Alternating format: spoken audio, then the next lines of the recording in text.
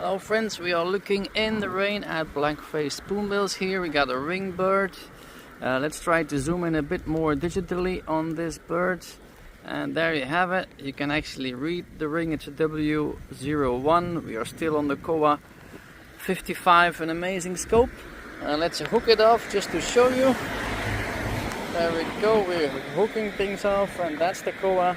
That's the small little Kowa 55 scope. And the birds are right in the back there, about, let's say, 100 meters away. Not too bad. I use it a lot for reading codes, digiscoping. So, well, there you have it.